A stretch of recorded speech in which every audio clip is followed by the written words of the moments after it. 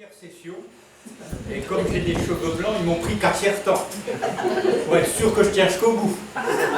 Mais en voyant les frères et sœurs, je reprends courage, et je dois dire que c'est avec beaucoup de joie que je suis dans ces sessions, de voir la joie de la jeunesse, et des moins jeunes aussi, mais la Bible dit que la jeunesse est comme une rosée. Alléluia. Et bien sûr, les étudiants savent et ils apprennent que prêcher l'évangile, c'est proclamer. Alors c'est moi qui n'ai pas... Ah ben c'est le même que là-bas, je fais les mêmes bêtises. Vous voyez, c'est vraiment la première session. Je ne pense pas qu'ils vont me garder pour une autre. Parce que même avec les micros, je suis embêté. Mais comme on sait, comme on a vu, la prédication, c'est maintenant, c'est sérieux. Je vais commencer, attention. C'est prêcher, c'est proclamer. Et c'est proclamer Jésus, bien sûr. Proclamer le Christ avec quelque chose de saint. Il faut être saint. C'est ce qu'on a dit. Alors, je n'ai pas pris quelque chose de compliqué parce que je me serais perdu. J'ai pris le psaume 23 avec vous ce soir. Je ne sais pas si vous connaissez ce psaume. C'est un roi qui a écrit ce psaume. Et c'est aussi, on m'a posé des questions sur l'humilité, mais c'est un roi qui, par ce psaume, montre à quel point, alors qu'il est le roi, le chef d'Israël, à quel point, eh bien, il est dans la présence de Dieu. Et vous savez, dans la présence de Dieu, on n'est que des petits-enfants. On ne peut pas, et je disais ce matin, on ne peut pas faire le mariole devant Dieu. Même s'il aime plaisanter, Dieu a beaucoup d'humour. Il a aussi beaucoup de poésie. Ce psaume est un poème. En vérité, c'est un chant aussi. Donc Dieu aime tout ça. Il aime notre plaisir et notre joie. Parce que nous sommes faits pour la joie, pas pour la souffrance. C'est pour ça que Jésus peut guérir les malades. Amen. Parce qu'on n'est pas fait pour souffrir. Il a souffert pour nous, afin que nous soyons libérés de toute forme de souffrance et que nous entrions comme le roi David dans notre vrai besoin. On y va ensemble? Amen. On y va ensemble. Psaume 23. L'Éternel est mon berger. Je ne manquerai de rien. Il me fait reposer dans de verts pâturages. Il me dirige près des eaux paisibles. Il restaure mon âme. Il me conduit dans les sentiers de la justice à cause de son nom. Quand je marche dans la vallée de l'ombre de la mort, je ne crains aucun mal, car tu es avec moi. Ta houlette et ton bâton me rassurent. Tu dresses devant moi une table en face de mes adversaires. Tu moins d'huile ma tête et ma coupe déborde. Oui, le bonheur et la grâce m'accompagneront tous les jours de ma vie, et j'habiterai dans la maison de l'Éternel jusqu'à la fin de mes jours. Alléluia. Il y a un jour un grand metteur en scène américain qui voulait mettre en scène quelque chose avec le bon berger. Alors il a fait venir une centaine d'artistes, des grands noms d'Hollywood. Et tous ont récité, j'ai vu que certains récitent par cœur le psaume 23, et c'est bien d'apprendre certains psaumes par cœur, mais vous savez, quand on apprend par cœur, quelquefois on oublie un peu la poésie. Vous savez, c'est un peu comme quand on croit qu'on connaît son mari par cœur. Ça fait 40 ans qu'on le voit. Alors on a l'impression de savoir comment ça va se passer. Et c'est dommage. Parce que la Bible dit qu'il faut être enivré des charmes. Alléluia. Il faut savoir toujours voir ce que les autres ne voient plus, ou ce qu'on ne voit pas. En apprenant par cœur, c'est formidable, parce que c'est écrit dans nos cœurs. Mais ce qu'il faut, c'est prendre le temps de le décomposer comme un chant d'amour. Et on voit que ce psalmiste a fait une rencontre personnelle. Et il dira l'Éternel est mon. Vous voyez, c'est un roi, mais il montre son besoin. On a besoin de quelqu'un qui nous guide. C'est pas vrai? Parce que Jésus dira lui aussi, je suis le bon berger. Ça veut dire pour ça qu'on est comme des brebis. Et la Bible parle, on était comme des brebis égarées. Et tant qu'on ne connaît pas Dieu, on est comme perdus. Si vous allez dehors, vous allez voir, les gens, ils ne savent pas quoi faire. Ils sont paumés, comme ils disent les jeunes. Mais ce roi-là, qui avait tout un royaume à guider, il avait des premiers ministres, il était chef d'armée, il avait un tas de responsabilités, et quelquefois, vous ne savez pas quoi, même les grands chefs, même ceux qui dirigent, ils sont perdus comment faire. Et cet homme a pu dire l'Éternel est mon. Alléluia. Amen. Il a fait des expériences extraordinaires alors qu'il partait à la guerre. Un Dieu lui dira quelquefois, il va demander comment je dois faire, affronter les ennemis, et il va de face. Et je ne sais pas si vous vous rendez compte, le coup d'après, il y a de nouveau des ennemis qui arrivent, et il demande, il dit, mais comment je dois faire cette fois-ci? Non, non, non, non, tu ne vas pas en face, tu vas faire le tour. Et je ne sais pas si vous avez déjà entendu ça. Dieu va lui dire, quand tu entendras le bruit des pas dans les mûriers, quand tu entendras que les feuilles des bananiers commencent, alors tu peux aller. Dieu marche devant toi. Wow. Vous avez compris que c'est tellement important d'avoir un berger personnel. Parce que ce berger va donner aux brebis 7 choses fondamentales pour nous. Premièrement, la confiance. Je ne manquerai de rien. Alléluia. Avant-hier encore, quelqu'un venait me voir en disant « Pasteur, vous avez vu les infos, c'est terrible, il faut faire du ravitaillement. Ah !» Toi, comme c'est là, tu as regardé sur Internet et tu as peur. Mais au lieu de regarder sur Internet, regarde comment Dieu a conduit son peuple hors d'Égypte. Hein? Tu crois qu'il y avait du ravitaillement derrière? Tu crois qu'il y avait un paquebot qui était arrivé au port de Tahiti avec tous les containers? Non, il n'y avait rien du tout. Je ne manquerai de rien. Alléluia. Ce qu'on a besoin d'abord, c'est d'avoir confiance. La foi, c'est une ferme assurance. Mais pour ça, il faut que vous n'ayez pas un veau d'or devant vous. Le vrai christianisme, c'est Jésus-Christ et ressuscité. Alléluia. Et vous pouvez avoir confiance, quand bien même je meurs là devant vous, moi je sais où je vais. Alléluia. J'ai l'assurance de mon salut. La foi, c'est une ferme assurance des choses qu'on espérait. Je ne manquerai de rien. J'ai 35 ans de ministère derrière moi. Pendant des années, j'ai gagné le SMIC, j'ai eu 5 enfants. Il n'y en a plus un disponible. Hein? Je vous dis, il n'y en a plus une. J'ai 2 jolies filles, mais pas disponibles. Les 3 garçons, pas disponibles non plus, donc il n'y a rien à vendre. Je ne manquerai de rien. Vous voyez, même les garçons, c'est casé. Et les filles aussi. Ne t'inquiète pas, tu vas manquer de rien. Elle a peur de ne pas avoir des motos, c'est ça. Hein? Motois, c'est comme ça qu'on dit. Donc c'est important, confiance. La première chose qu'une brebis a besoin, c'est de la confiance. La deuxième chose, c'est du repos. Il me fait reposer. Alléluia. On est dans un siècle d'énervés. Hein? Ah. Attention à ci, attention à là. Tout le monde essaie de faire vivre. Hein? Je ne manquerai de rien. Il me fait reposer dans des verres pâturages. Quand Jésus est ressuscité, la première chose qu'il a dû leur dire, la paix soit avec vous. Voilà. Les chrétiens, ils s'énervaient. Oh là là là là, qu'est-ce qu'on va faire? Le patron, il n'est plus là. Oh, Jésus.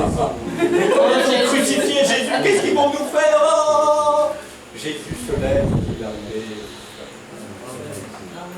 Je vous donne ma paix, je vous laisse. Je ne donne pas comme le monde. Alléluia. Je donne comme un bon berger donne à sa brebis. Alléluia. L'Éternel est mon berger, je me pose. Vos besoins fondamentaux, c'est la confiance, le repos, la restauration. Il restaure mon âme. Il n'y a pas un jour où les âmes ne sont pas blessées. Hein? On est à l'EFNP là, et moi j'aime beaucoup cette ambiance, mais ils vivent ensemble. Hein?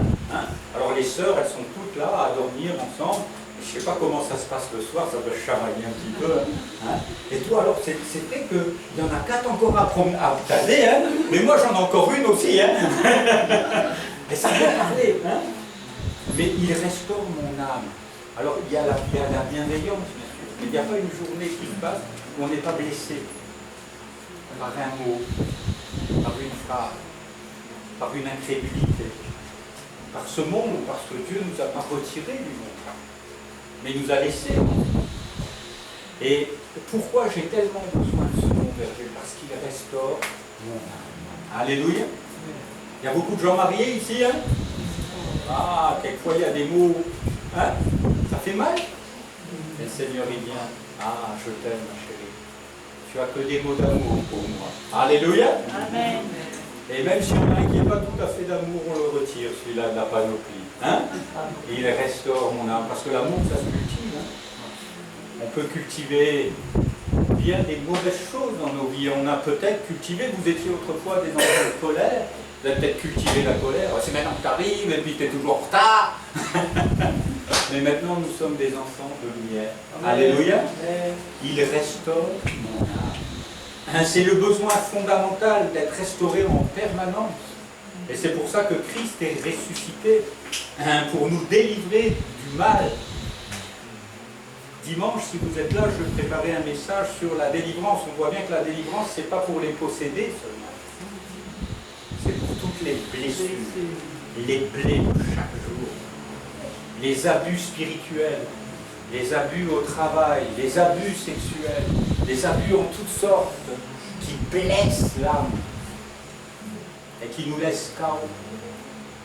Mais Jésus vient nous délivrer parce qu'il délivre les petits. Il restaure mon âme, donc c'est un besoin de direction. Il me conduit. Alléluia. Ah là là. Qu'est-ce que j'ai pu faire de bêtises en me conduisant moi-même? Aïe. Il me conduit dans les vers pâturages. Hein, quelquefois, quand on est jeune, on essaie de se conduire. On dit, tiens, je vais faire ça, je vais aller par là, je vais faire comme ça. Et puis on s'aperçoit que la Bible dit que Dieu a choisi une voie droite pour nous, mais qu'on a choisi beaucoup de détours.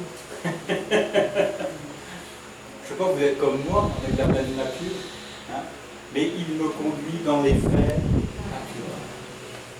Il me conduit là où véritablement je peux, comme une brebis, avoir tout en abondance. C'est à une brebis, bien sûr, qu'il parle. Et la brebis, elle cherche toujours des vers naturels. Alors on a quelquefois peur d'être dans un désert où il n'y aura rien à manger. Mais la verdure est là. Alléluia. Même quand le désert est là, il suffit d'une rosée, hein, et tout refleurit. J'ai eu la joie de me promener dans un des déserts en Israël, et à un moment où, ce mois-là, il y avait des averses à certains moments. Et le patron du kibbutz avait dit, s'il y a une averse, levez-vous tôt le matin. Parce que, vous voyez, tout est blanc là. Mais si vous vous levez tôt le matin quand il y a une averse, tout est devenu vert. Alléluia. Alors regardez pas ce qui frappe les yeux, mais regardez là où Dieu vous conduit. Il me conduit dans les vers pâturages. Alléluia. C'est un besoin de direction, c'est un besoin de protection. Je ne crains aucun mal. Alléluia. On est dans un monde qui fait beaucoup de mal. Hein? Au niveau professionnel, c'est difficile. Les gens essaient toujours de grappiller. C'est difficile. Le mal est partout. Le mal est même dans la médecine. Quand vous allez voir un médecin, les conseils médicaux sont... Voilà. Il y a plein de choses corrompues parce que le médecin, ce qu'il veut, c'est gagner de l'argent. C'est pas forcément que vous guérissiez, c'est que vous reveniez le mois prochain pour mettre 3005. Lui, je veux pas qu'il guérisse. Je veux qu'il revienne. Hein? Donc, c'est important de réaliser la protection. Je ne crains aucun mal. Quand je marche dans la vallée de l'ombre de la mort. Alléluia. On a fait des expériences, je n'ai pas le temps d'en parler, mais avant de partir en mission, on était chez le médecin, j'en parlais ce matin, hein, avec Annie, et puis le médecin il nous a dit, oh, Annie, tu ne peux pas partir, tu vas mourir. Et puis moi, il m'a dit, avec ton dossier, tu as fait 2 infarctus, direction comment ça s'appelle, le grand hôpital, là, il faut qu'il t'auscule de A à Z. Et en sortant de là, j'ai dit, tu as vu, Annie? Ça n'a aucun mal. On est vraiment destiné pour cette mission, parce qu'à part tout ce que le diable nous a dit là, on va prendre ces ordonnances, les mettre de côté, et on va aller de l'avant. Je ne crains aucun mal. Et alors Annie, elle avait quand même fait la commande pour ses coronaires. Hein. Alors, bon, elle a fait un beau Doppler, là, et quand on est arrivé, parce qu'elle allait normalement claquer une durite dans les 2 mois. Hein. C'était très réjouissant, quoi. Hein. Elle ne pouvait pas voyager, il ne fallait pas bouger. Et puis quand le médecin, là, au bout, il a ausculté, il dit, ah bon, vous venez pourquoi? Il a regardé. Ah, il regarde. Oh, dites donc, ça fait très longtemps que je n'ai pas vu des artères de jeune fille chez une dame de votre âge. Vous voyez? Je ne crains pas. Alléluia. C'est important de réaliser notre besoin fondamental, c'est que cette crainte, ces peurs de la brebis soient chassées. C'est l'assurance en face de mes adversaires. Tu oins d'huile ma tête. Alléluia. Si ce soir j'ai de l'assurance devant ces brillants étudiants du FMP et devant vous, mes frères et sœurs, c'est parce qu'il y a une huile qui coule. Alléluia. Il oint d'huile ma tête. Et si j'ai de l'assurance, c'est pas par moi-même, c'est parce que ma coupe déborde. Alléluia. C'est parce que Jésus a mis tellement de joie dans mon cœur. Ce matin, j'étais content d'être accueilli au FMP, moi, le dernier venu, devant tous ces gens qui sont en fin d'études. Waouh! Alors, tu oins d'huile ma tête et ma coupe déborde. On a besoin d'assurance. Alléluia. On est en famille, n'est-ce pas, ce soir? Amen. On n'a pas besoin de se faire peur, les uns. On n'a pas des chefs au milieu de nous, on a des grands frères. Amen. Alléluia. L'apôtre Paul n'avait pas de stagiaire, il avait des fils. Quand il parle à Timothée, à Tite, il dira mes fils. Alléluia. Amen. Je fais souvent pendant des années, j'ai dit au pasteur arrêtez avec vos stagiaires. D'abord, ce n'est pas vos stagiaires, mais c'est les fils et les filles. Alléluia. Amen. Et que les jeunes qui se lèvent puissent être nos fils et nos filles. Alléluia. C'est important de réaliser ça. Tu oins d'huile ma tête et ma coupe.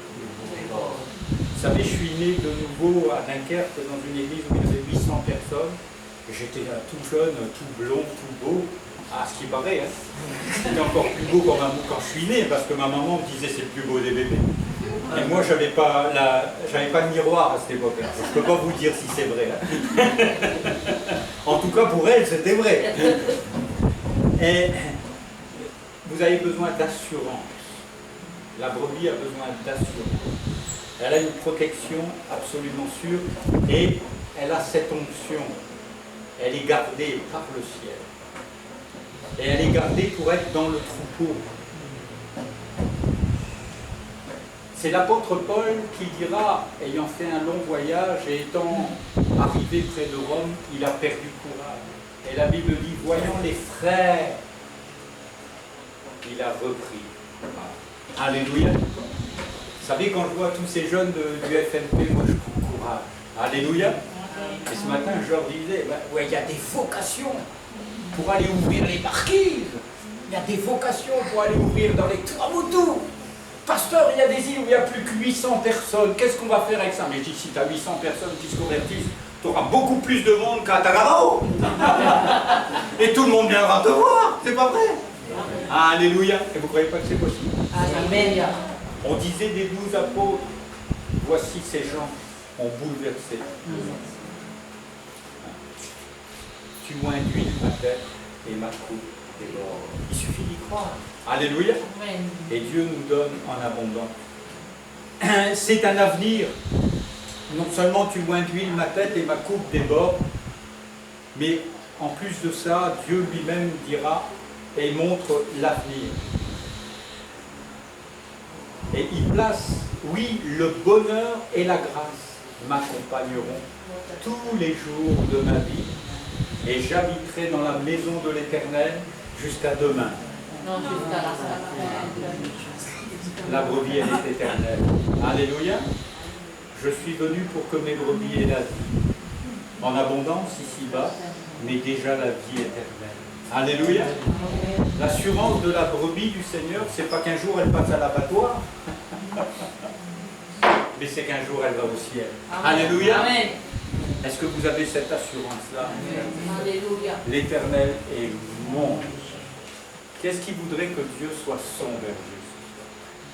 Le but de la prédication, je dis toujours, le but c'est que vous soyez blottis dans les bras de Dieu. Alléluia. Est-ce que vous voulez qu'on se blottisse ensemble dans les bras de Jésus? Amen.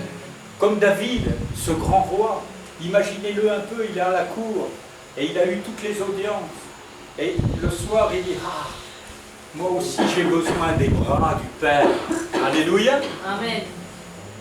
Imaginez Jésus guérissant les malades, délivrant les captifs. Allons, il est fatigué au soir et il dit, je me dois à tes affaires, papa, mais j'ai envie d'être dans tes bras maintenant.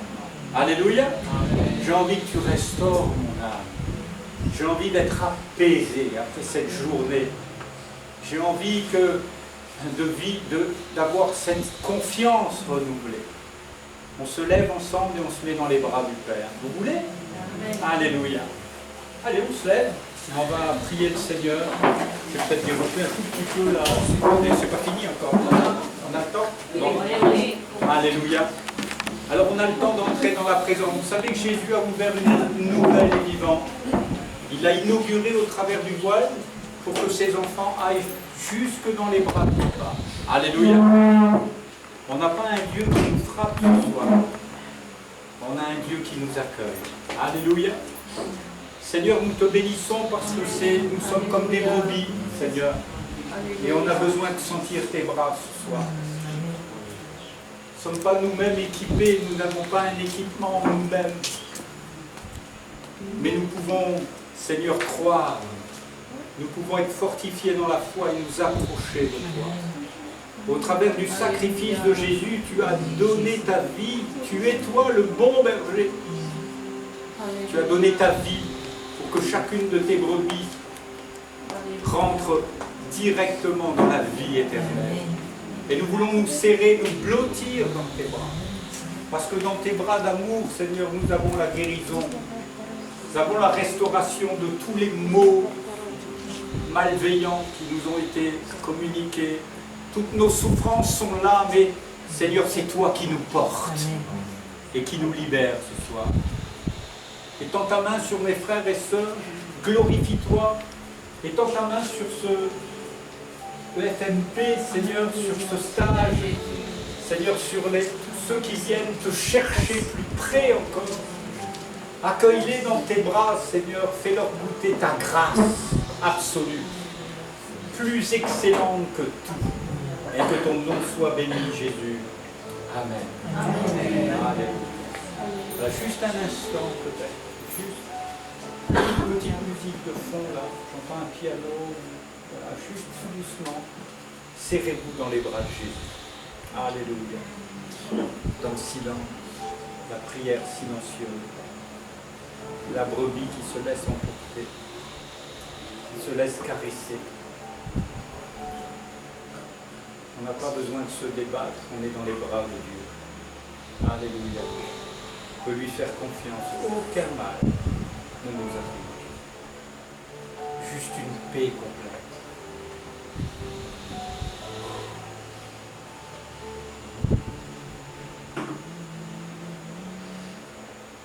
Alléluia.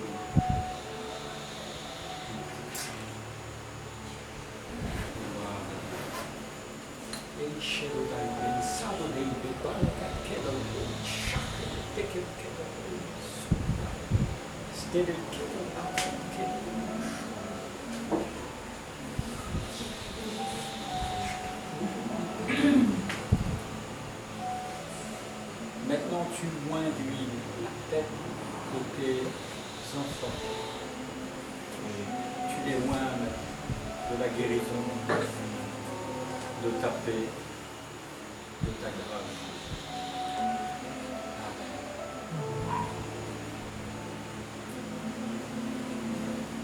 Il y a peut-être quelqu'un une parole prophétique, parole de connaissance. Simplement, on est là dans sa présence.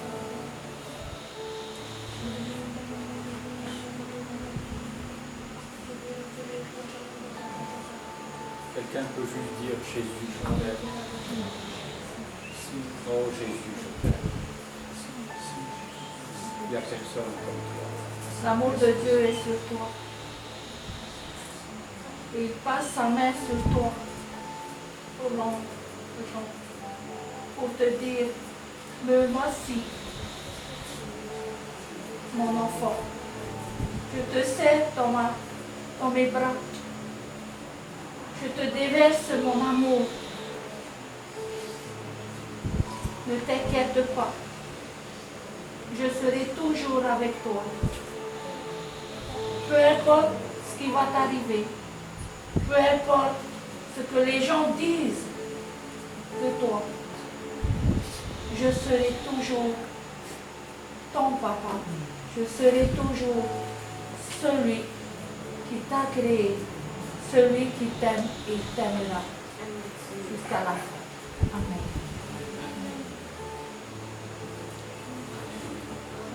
Gloire à Dieu. Alléluia.